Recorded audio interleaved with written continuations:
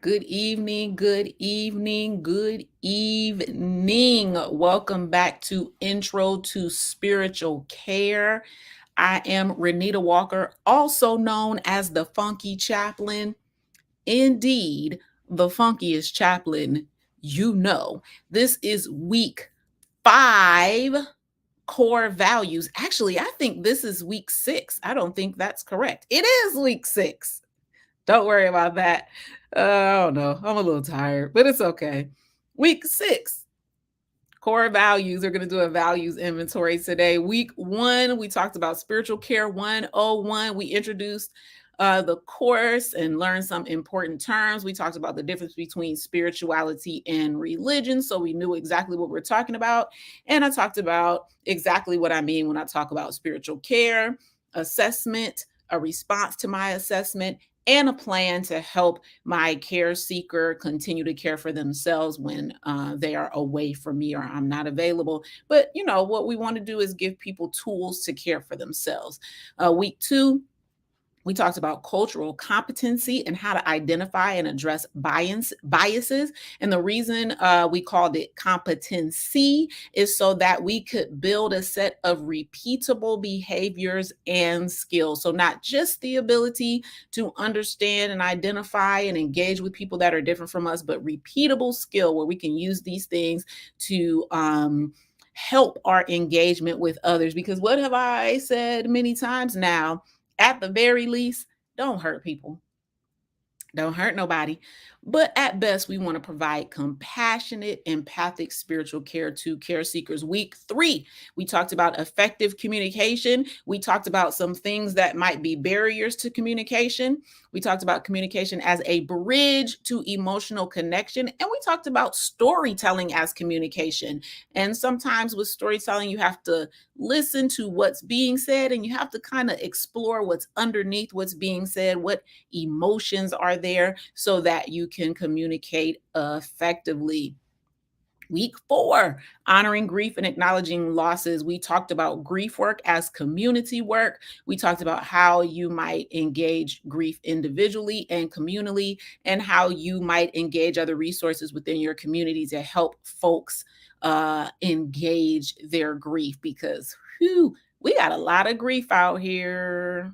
A lot of grief out here. I mean, whatever you came with, from your home of origin, to whatever traumas may have happened to you, to the pandemic just never ending, to now monkeypox, to politics, to man, it's a mess. And so we have to be able to engage grief so that we have a place and a process for our pain, because it's necessary to engage those things. Week 5, assessing and addressing 7 spiritual needs. We learned how to identify, assess, and address spiritual needs. And that brings us to week 6, our core values webinar. So we're going to do today is a recap: spirituality versus religion, because it is the foundation of our understanding of spiritual care. So I just want to keep throwing it up here so we can make sure that we're on the same page. We're going to explore how values inform choices and behaviors, and we're going to do a little vignette. Remember our care seeker Lisa, she's back, and we're going to explore and do a values inventory using her as a case study. So let's get into it. All right, we are going right back to week 1, my friends, because what you got to remember is when we're talking about core values, we are talking about spirituality, not religion. Now, remember, spirituality is a dimension of human experience involving transcendent beliefs and practices. Transcendent cannot be explained through the physical world. More expansion, more than us. Where do I find meaning, connection, and value? Those are the questions that we ask when we're talking about spirituality. So that is why when we talk about our core values, we are in the realm of spirituality, and that's where we want to be. Remember, when we're talking about spiritual care, we are not proselytizing. There's a difference between evangelism and spiritual care. And you got to remember, even with evangelism, if I have not met the needs of the people that I am talking to, then my theology and evangelism is somewhat lost on them, because they have practical needs. They're hurting. And sometimes pain can be very loud, and so they cannot even hear the message that you're bringing until you provide for their spiritual care, right? And then religion, remember, religion is a little bit more narrow. Spirituality is broad. Religion is a little more narrow. This is about organizational, institutional values and practices and faith communities. And this is about what I believe to be right or true. All right. One more look in our rear view mirror to bring this forward. Figuring out our core values. Remember, values, priority, and purpose are spiritual needs. So we talked about this last week on week 5, where we went through our 7 spiritual needs: values, priorities, purpose. A person's principles of standards or behavior, a judgment of what is important in life. To determine and explore these things and have them is a spiritual need. So if you've never really, often what happens is we have these kind of unspoken values, but we never, some of us really sat down and engaged them. And so we're just kind of being led along by life. We're making decisions according to like what feels right and what feels good. But if we can narrow down our values and explore them, then we can be making decisions. Yes, I'm going to trust what my gut is saying to me, but also I have principles and standards that guide my behaviors and decisions. All right. So, value, principle, standards, judgments of what's important in my life. That means you're the only one that can explore and set some values for yourself. I can't do that for you. What's important for me may not be important for you. So this is something each one of us has to engage and do for ourselves. Assessment areas, I like to break them down into personal values. This is in relationship to myself and in relationship to others, and in relationship to the divine as well. Professional values, this is in relationship to myself as a professional working within an institution or an organization. And this is in relationship to that organization or institution. It also can be if I am a leader or a stakeholder, I am determining professional values for the organization or institution that I am leading, in charge of, right? So this can be a pastor, a nonprofit leader, but you are kind of casting a vision that lies within the values that you have set with whoever your leadership team is, to talk about the values of your church, your organization, your nonprofit, your institution. All right. And these things are not new. You may not know that this is happening behind the scenes of organizations, but every organization or institution has a set of core values. And what you will find as we go to this next is that those core values help guide behaviors. So what's the McDonald's story? Like, they wanted to be the fastest selling burgers, get them out, get them out, get them out, get them out. And so everything that they do with their business is about that value. So you got to know that. So let's just talk about, now there are hundreds of values. You can go just Google core values or values inventory, and you will find a ton of values out there. I'm going to use myself as an example. These are my values, and I'm just going to kind of walk through this and explain to you how these core values inform my behaviors. All right, honesty. And so we're going to talk about the personal and the professional, right? So honesty, the behavior that is in line with honesty is being truthful when asked, right? So I am truthful when someone asks me about something. And if I don't want to be truthful about it, I have boundaries. We'll get to that down at the bottom. That's a value for me too, but I just will not answer other than lie. I'm just not going to answer it. That's not a question I'm not going to answer if I don't feel like it's something I can be honest about. But that's honesty. The behavior that goes along with honesty is that I am truthful when asked direct questions. I also value openness. Now, openness is sharing intimately without asking. So let's think about a relationship. I want honesty and openness. Good evening, Dr. Gray. I want honesty and openness in my relationship. So I want the person I'm in relationship with to be truthful when asked a question, but I also want them to share things intimately that I don't have to ask. So for instance, if they are and this is going we're going to run right into assertive here. If there is a need that they have or some behavior of mine that has impacted them, I need them to tell me that. I don't need like listen, playing like 100 questions, 50 questions, trying to figure out what is wrong with the person or trying to get them to share their hopes and dreams with child. I don't have time for it. I can't do it. And so, but that is a value that I have. And so, as I'm engaging with myself, I'm holding myself accountable to these values, which is called integrity. We're gonna get down there. We're gonna get down there. But my values inform my behavior, or they should. And if they don't inform my behavior, then what I have to ask myself is it something that I really value? That's the question I need to ask. Is it something I really value? If I say I value something and my behavior does not match that value, then I have to ask myself and explore, is it really something that I value? Is it something that I've been indoctrinated with? Is it something that I've been, trained and told that it should be my value, but not a real value for me? And so, keep in mind, these are going to inform, right? So assertiveness communicates needs clearly. Let's talk about the personal and the professional. Personally, if you need something from me, you need my engagement in a particular way. You don't need my engagement in a particular way. Like I to be able to assertively and clearly communicate those needs to others is important for me. So for a person like me, where I have had to learn because I was not taught how to communicate my needs clearly. I was taught to be more passive. And so I have had to learn with much therapy how to be assertive and communicate my needs clearly and say what I mean and mean what I say and ask for what I want and need.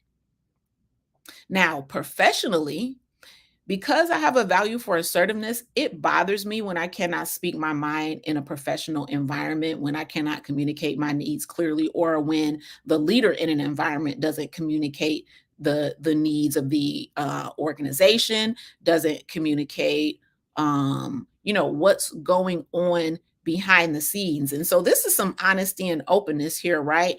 If I'm, let's think about church as an organization. So if I belong to a church and I'm paying my tithes and I'm giving all kinds of money, and there is never an open accounting about what's happening with the money that I'm giving, I have a problem with that. I have a problem with that. I need honesty and openness. Some people may not. It's fine with them. They can give and they will trust that, that leader's going to do what they're going to do. But I need an honest accounting for what's going on in this leadership behind the scenes, what's happening with the money that I'm giving you. Honesty, openness, assertiveness. If I'm not getting that, I have no problem with communicating with that organization and asking for an accounting of those things. All right. Tenacity. I have a value for tenacity. When I have decided that I'm going to do a thing, I'm going to do a thing.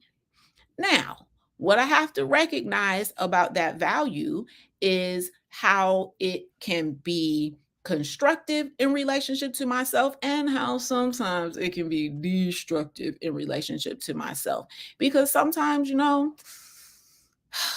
there are some goals that initially, they feel like good goals, and you're like, I'm going to do this thing. And then you get in the middle and you think, this is not it. And so to be able to let go sometimes is difficult because of how I value tenacity. Pursuing goals doggedly, like a dog with a bone, won't let go. Compassion. I have a high value for compassion, and the way that compassion informs my behavior is I intend to be empathetic without judgment. So that means that, like last week, we talked about seeing our care seekers as worthy of care, no matter what it is that they have done. That's Carl Rogers. unconditional positive regard, seeing them as worthy of our support and our care. Doesn't matter what they've done, doesn't matter how they come to us, doesn't matter what kind of choices they've had to make in their lives that have possibly led them to a place. In fact, sometimes when I meet patients, depending on what they're in the hospital for, they will it's almost like they will block my compassion somewhat, because they'll say something like, well, I did this to myself. I don't care. I literally say that. I don't care. I don't care if you did this to yourself. You are still worthy of compassion and empathy as you're going through a difficult time. Just doesn't matter to me how they got to that place, because listen, you think a person who's down ain't kicking themselves? You think you got more judgment for them than they have for themselves? Believe me, they are judging themselves. Trust me.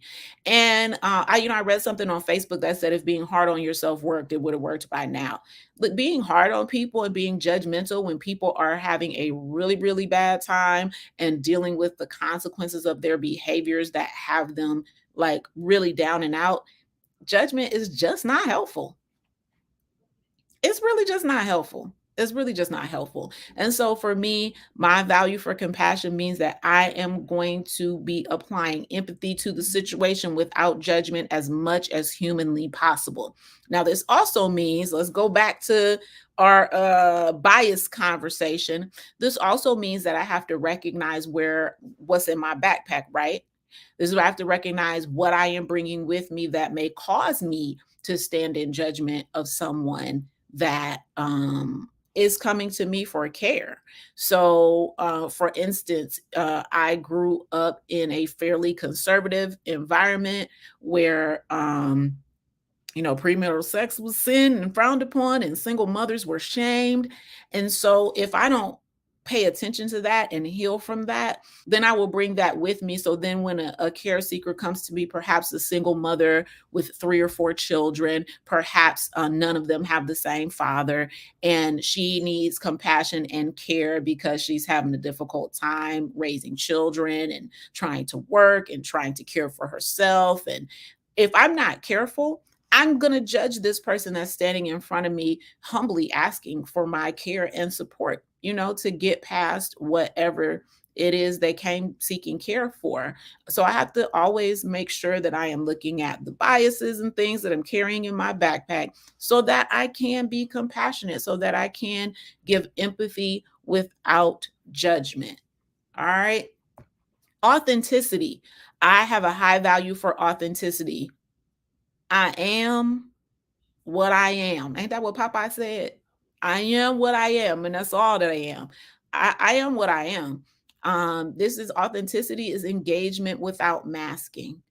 I don't I used to hide a lot of myself. I used to shrink a lot of myself and hope for people to like the part of the me that was shrinking because they had demonstrated they didn't like something about my full self. And let me tell you how exhausting that is.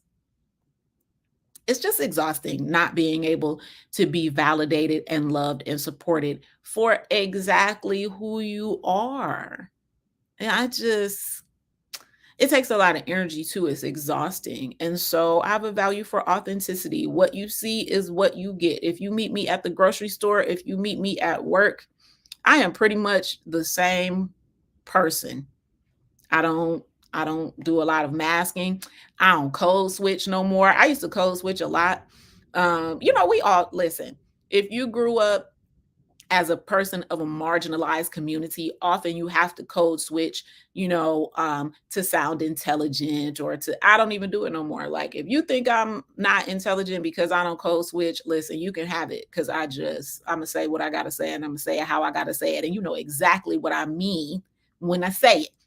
Don't be elitist, so I do my best to be as authentic as I can be. I don't really wear masks anymore. Sometimes this can get me in uncomfortable situations because people will say, hey, how are you doing? And I say, I'm not doing great today. I'm having a really rough day. I'm not doing well. And people don't quite know what to do with that because we're taught to like, fine and you, especially in the South, fine and you, I'm not fine. I'm not doing good.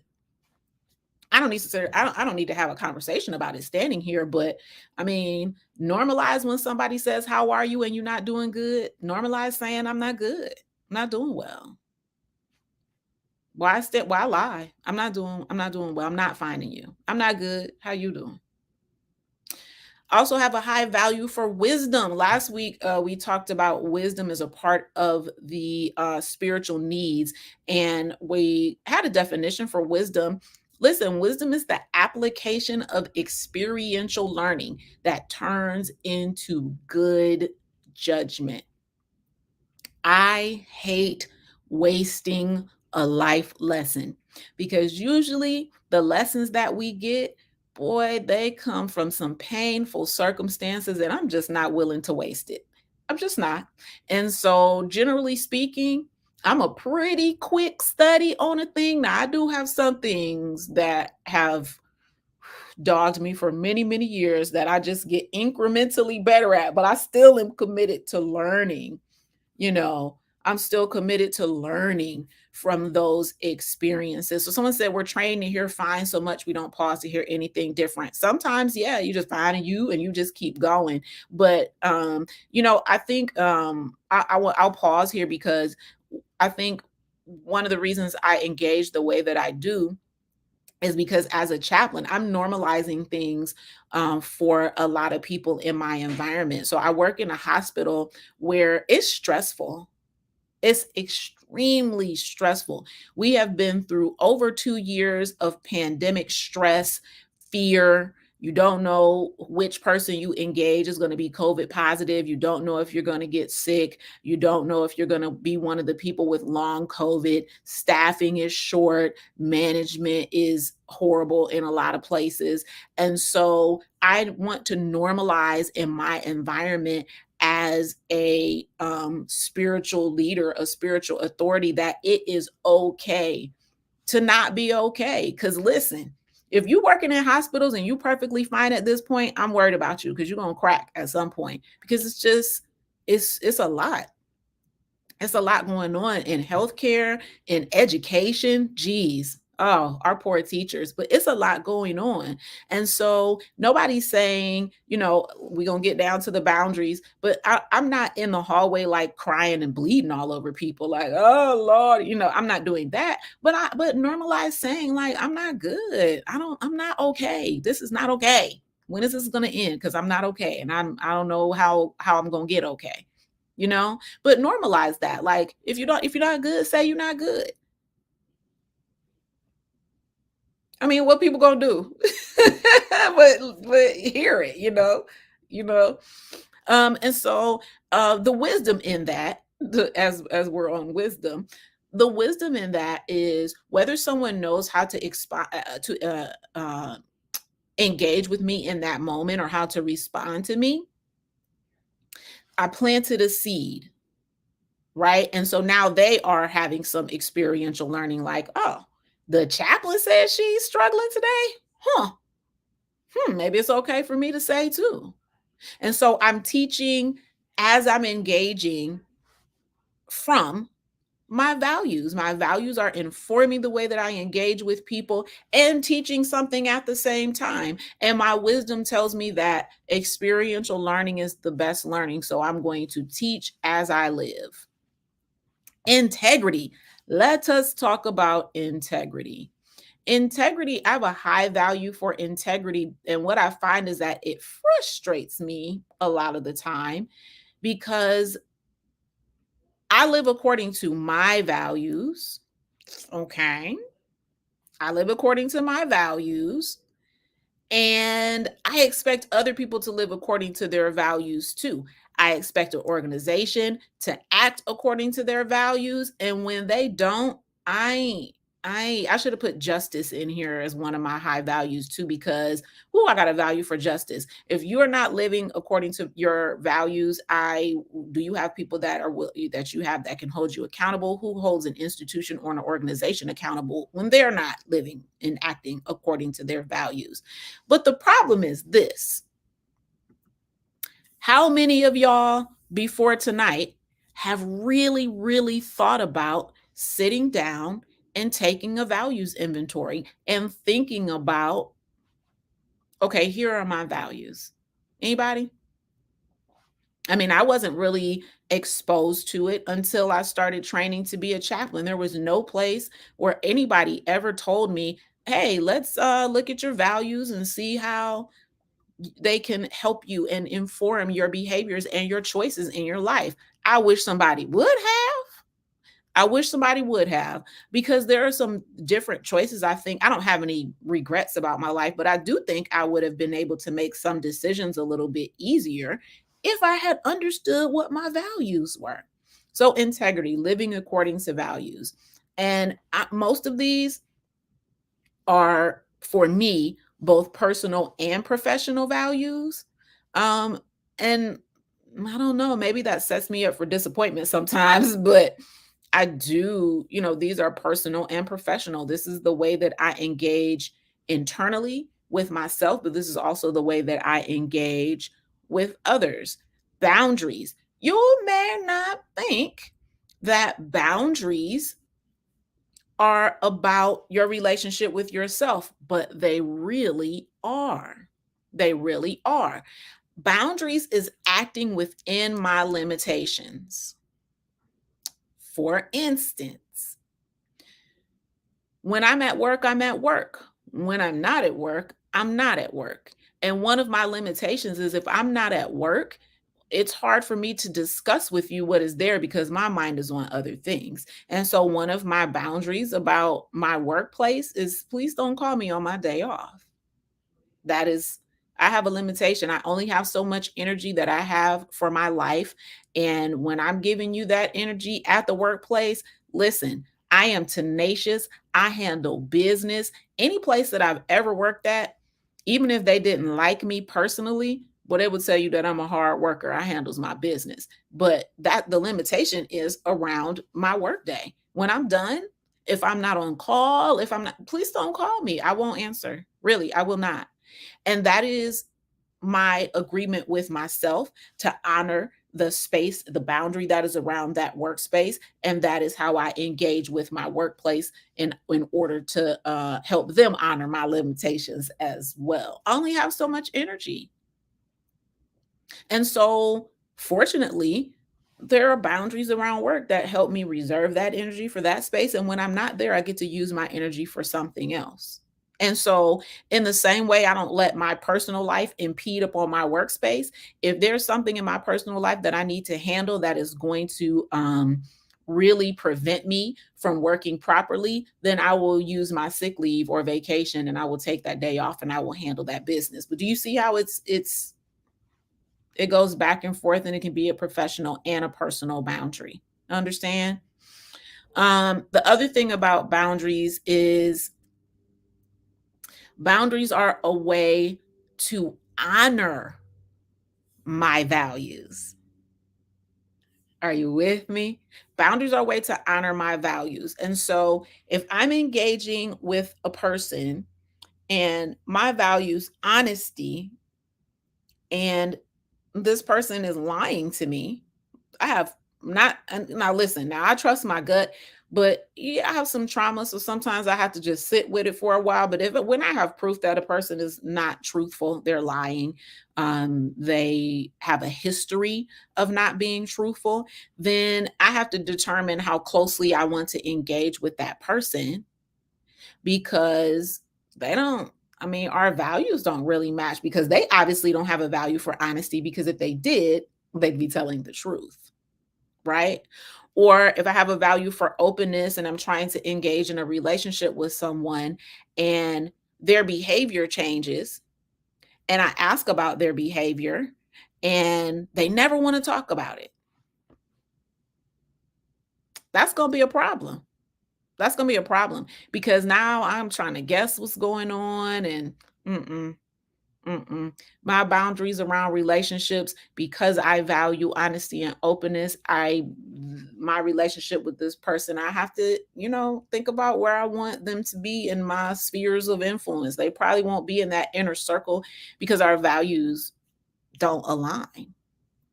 Our values don't align. And so boundaries help me know where I end and where you begin. um it's a good idea with these values. Those of you that have spouses and partners, it's a good idea to sit down with your partner or your spouse and to think about your values for your household together, for the life, the union that you are building together. And you may find that y'all have some different values, which can account for why maybe there is conflict in certain places because you don't value the same things. And so you have to learn how to engage with each other, knowing what your values are. But like I said, I like, how many places, how many spaces have you been in where someone asked you what your values were? Not many. Not many. I haven't been in many. All righty. If anybody has any comments and questions, jump in there and let me know. And I am more than willing to talk about it. All right. Now we're at the good part. We're doing good. Here's Lisa again.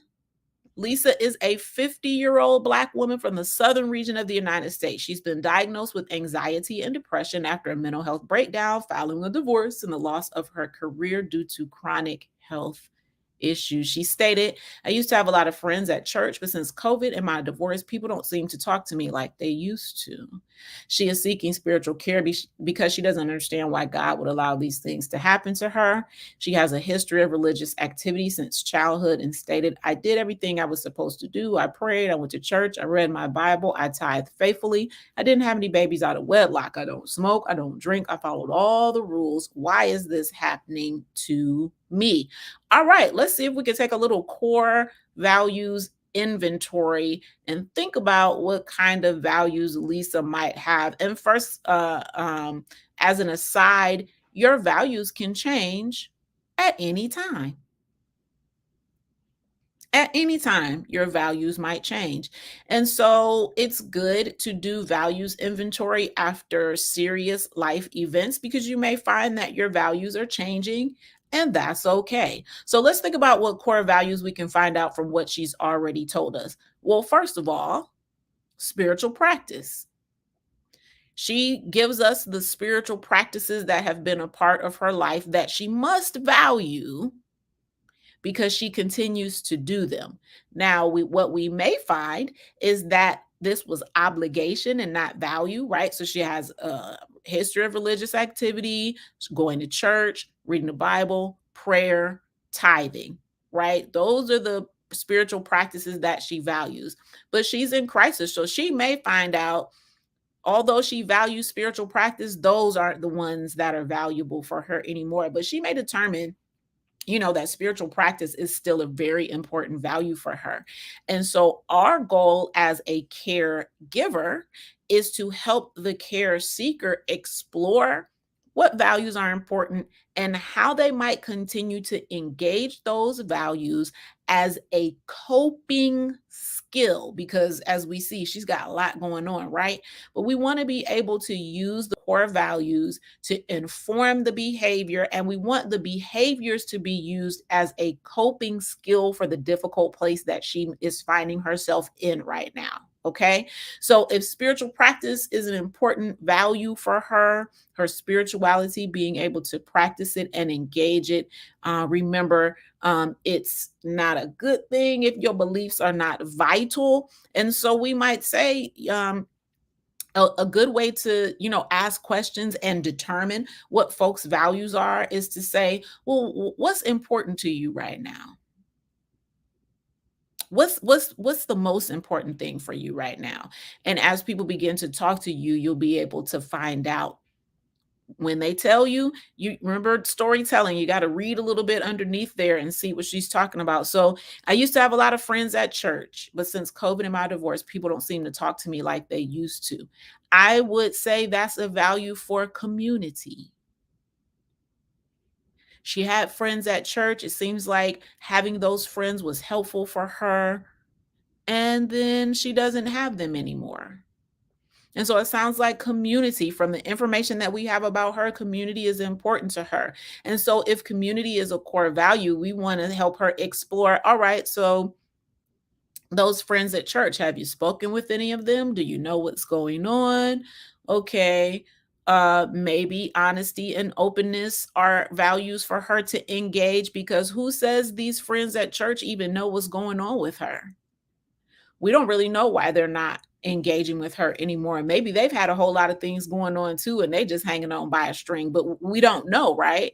And sometimes when community is kind of snatched from us in a particular way, the way that COVID did, it's hard to re-engage and find that healthy community again. But if it's a core value, it needs to drive our behavior. And so perhaps we can help her find some community. It looks like too, community service is important to her, right? Tithing, I consider tithing community service. Most folks, when they tithe, expect the church or organization to use their tithe to serve the community. Now, if she has had a divorce and a loss of career, she may not have money like she had to tithe the same amount, but there may be things that she may be able to do. If she is at home now, she cannot work, she lost her career. Is there a way that she can engage in community service from her home? Perhaps she can call the sick and shut in. Perhaps she can send. I had an aunt before she died. She was on, and one of my mentors on in the ministry that sends bereavement cards to those who have lost family members, and that was and she was chronically ill, but she loved to do that. She loved to send those cards. And listen, I know that, the computer and digital stuff is the way that things are going now, but I have never frowned at getting a card in the mail. I mean, that's a free tip for everybody. Send a card in the mail, it'll brighten somebody's day. But if community service is important to her, then perhaps we can help her explore ways that she can still engage that value and honor her boundaries, honor her limitations, but still engage in what's important for her. Stability. Now, for folks who have had a history of trauma, and we don't know that she has necessarily, but for folks that have had a history of trauma, we may ask her some questions about, whether she has any trauma. Stability is going to be super important to those folks, because usually those traumatic circumstances that contributed to their some folks have PTSD, some folks are just impacted by it, but it was an unstable environment usually. And so stability may be very important to her. And so it would make sense that she's disoriented. She's unstable right now. So she has a divorce. She's got the loss of career. She's got the chronic health issues, lots of disorienting things at the same time. And because she brings them up, I can kind of read into that. And I may ask her, so being stable is very important. Sounds like being stable is very important for you. Sounds like stability is very important for you.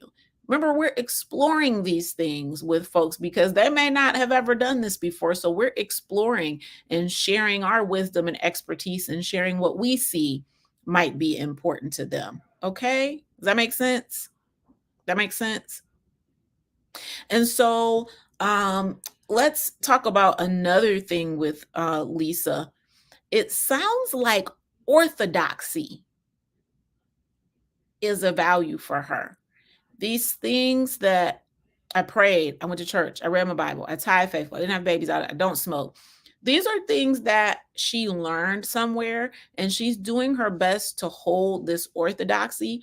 And this is where I'm telling you, sometimes values can change, because what you're holding as a value is not life-giving, it's not vital. And so sometimes you have to re-engage your values and kind of look at it and think like, maybe this isn't even the best way, because she's doing all of these things and perhaps out of obligation, but not necessarily because they are vital practices for her.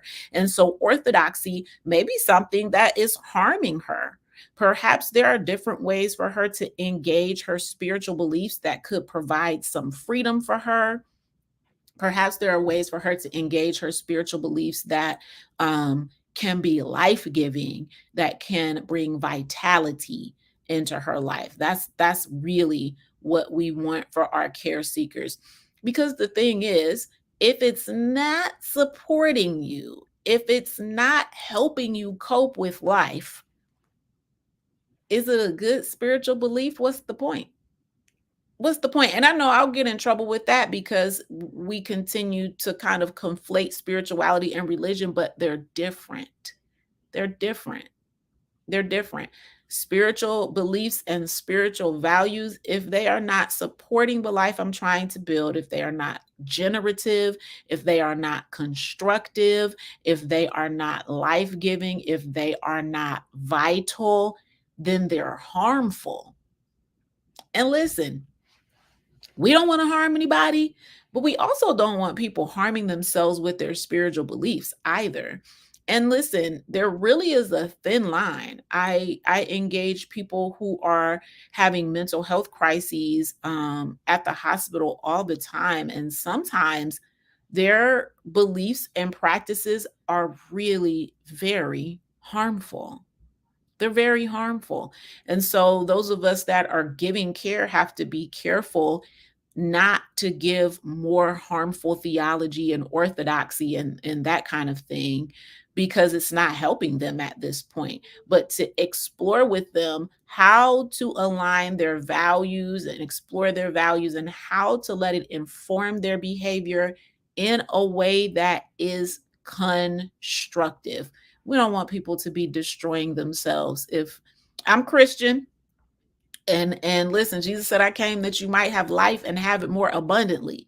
So if we are helping people condemn themselves and sentence themselves to destructive spiritual practices, I don't think we're doing it right. I don't think we're doing it right. And that's something we can talk about at another time. But I hope that you all are understanding how these values actually can help inform the way that you live, inform your decision making. So let's give Lisa just kind of a made up situation. Lisa, we're gonna have one of our members call her, one of our ministry leaders call her, let's say the ministry that gives out the cards, right? And Lisa likes stability. And so the member says, well, or the leader says, well, we want you to send out these cards, but we really don't know how often or how many, or I don't, I guess you could just buy them around the corner, or maybe we can send them to you. Lisa ain't gonna want to do none of that. She got enough disorientation going on in her life, and if stability is important to her, we don't want to give her any ministry opportunities that are not going to be a nice stable addition to her life, because again, that's going to be harmful. If she needs stability, we're going to give her something that's not really thought out and not really together. Now listen, we some of our members will be happy, members, care seekers, whatever, will be happy pioneering a ministry. We've never done this ministry before, we want to work on it. Some folks will be able to do that and pioneer that, but Lisa is in crisis, and so we want to give Lisa, if we want to engage her in community, engage her in our institution with tasks, maybe because she wants to be more connected, we want to make sure we connect her with a ministry opportunity or with a task that is already stable, well thought out, something she can just jump in and do. She's not pioneering anything, she's not heading anything, even if she wants to. Just because people desire to doesn't mean we should allow them. Sometimes the organization, the leadership, the care providers We have to have some boundaries that we set for our engagement with people who maybe don't know what they're doing is not constructive for their own health. And so, if our organization has a value for boundaries, then we are finding out how to engage our care seekers, how to engage our volunteers, how to engage our stakeholders in a way that's constructive for them as well, that helps them have boundaries around their personal time in their life. I'm a church kid. I've told y'all that before. And it always bothered me when I would see ministry leaders that, because I'm a preacher's kid, so we were there all the time. But when I would see other ministry leaders that were there just all the time. And even as a kid, I was like, how are these people like, how y'all being with y'all families? Like, how y'all engage in stuff that's, fun and life-giving for you outside of the four walls of this institution? Like, how are you doing that if you're here all the time? But our organizations and our institutions have to have some boundaries too.